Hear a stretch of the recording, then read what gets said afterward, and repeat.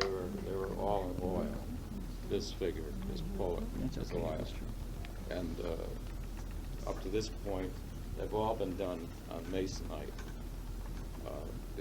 There's gesso grounds and oil. It's oil painting. It wasn't until some time that I got involved with acrylics.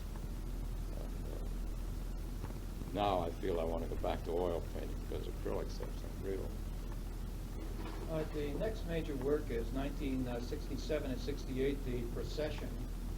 And we made a trip down to Greenwich to photograph this in operative, allowing us to work at it, not only in terms of this image, but as the details that will follow. You want to say anything about it, Bob? Simply that in this case, in the case of the players, if you recall, the players began as one single panel and developed into a triptych. It made me realize that in expanding panels, putting panels together was kind of an interesting thing. So in this case, this is 12 foot long, and there are 4 panels, 3 panels, rather, 3 panels. And it was just the it was just the idea of feeling that panels made something different about it. And of course it gave me the real expanse of space. And the space sort of pointed in the direction of procession.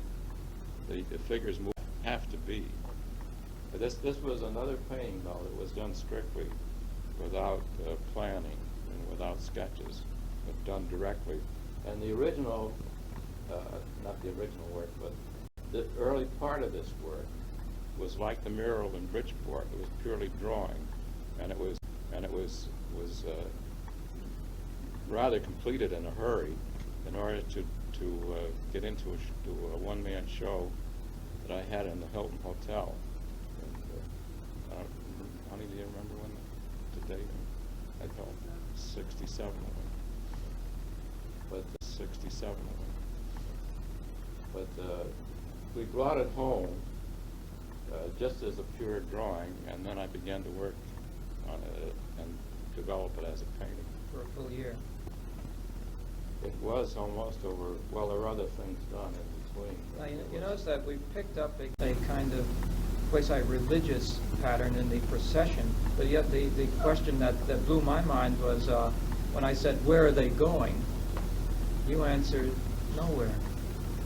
That's right. So instead of, in a sense, this quest for something of value or something redeeming in life, the strange procession of people that follows is almost a kind of, I'm afraid to use the word, almost a kind of existential comment. We've chosen some slides that will bring us into the details and into particularly the faces where the characters are more clearly defined. See, I can't get away from literature. We get a full panel on the left, and then we start to just work with the faces. With a strange kind of isolation, sort of like the man with the wounded bird. They're caught up in this festivity, but in a strange, hardly unaware, with the exception of a couple of characters. They seem to be aware of each other. And there's a combination of nobles and harlequins here too. Why they should be together and what's happening is a good question. But each character, in a sense, posing and also. Good question. But each character, in a sense, posing and also wearing his own mask. I find this clown, or harlequin, one of the most interesting characters in it. I don't know why. Maybe the most compassionate characters. Well, I think one of the things about it, he is involved with the lady alongside him, infatuated with this beautiful young thing that is standing alongside him, without any opportunity, ever chance of getting anywhere. Again, we see where I saw this painting. I thought of it as totally opaque with color, but again, it's you work the balance between line and paint to create your. The lines are strong. The lines stay strong here, and these are all original lines. They weren't lines that were thought about later and put in there to compose. They were lines that composed themselves. There are lines that compose themselves.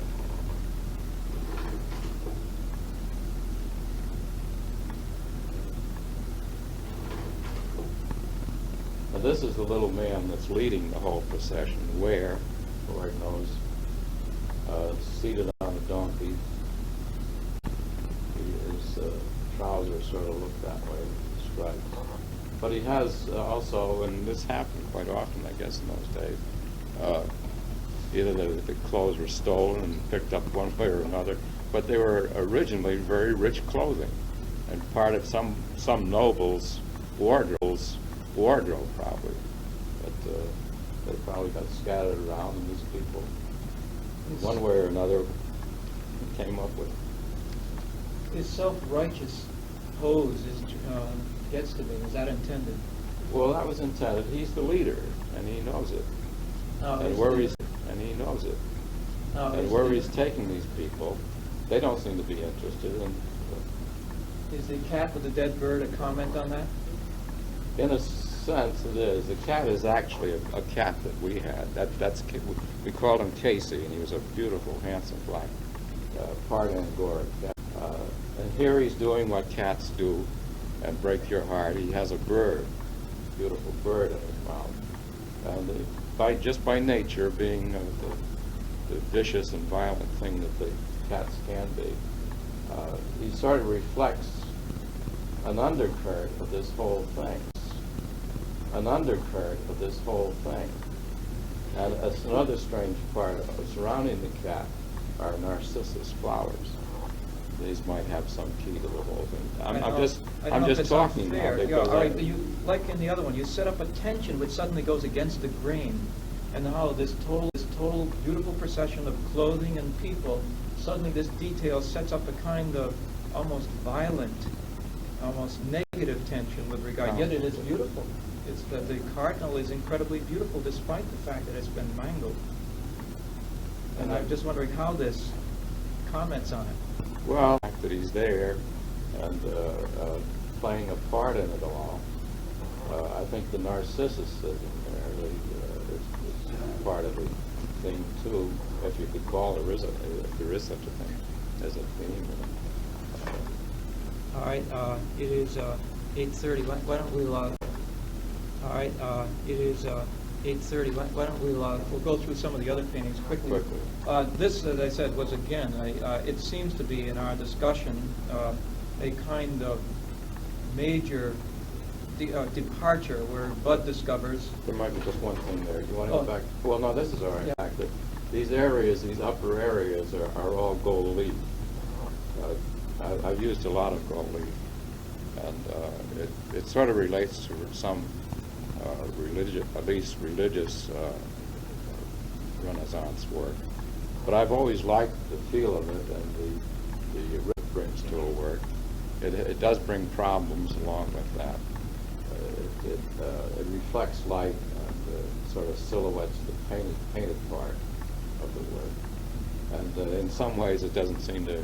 The two things don't seem to go together. But I like it, and I seem to go together. But I like it, and I sometimes do things just because I like them. The paintings that follow, in a sense, show this kind of procession, although we begin to move in different designs. The carousel, again, this procession-like, but now in a circle. Temple in the park, this originally